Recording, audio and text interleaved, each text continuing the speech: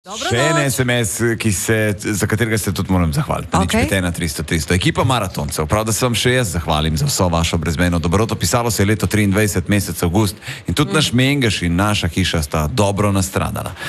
Naslednji dan gledaš vso to katastrofo, se nekako spravaš k sebi, stvari postaviš vsaj v očiščeno stanje, o čem drugem prav niti razmišljal nisem.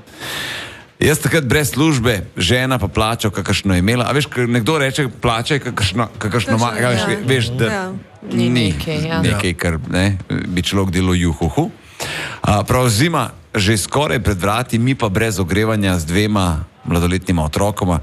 Prav in kot iz pravljice ste vskočili v naše življenje, vi in cela Slovenija. Omogočili ste nam montažo peči in zima je bila zaradi vas in cele Slovenije topla. Hvala vam, hvala vsem državljanom naše lepe dežele. Res hvala. Hvala tudi vam, ja. A vidiš, koliko pomeni samo, da je toplo? A ne, no. Ja, te malenkosti, v bistvu, ko so nam samoumevne, ne. Kaj stvari takih smo dal slišali. Me prav razpjezijo te komentarji, kam je šlo, kako je šlo, kam je šlo. Pa če šlo je. Res je. Ne, a veš, mislim, pa imaš še kakšne komentarje, ki napišejo, ja, vem, da je neki mučka v nagor dol. A res veš, ja, prijav 113 policija.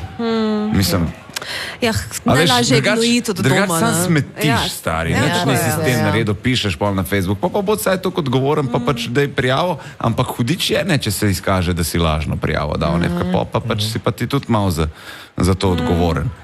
Mislim, strah ni nobenega. Vsak cent gre v prave roke.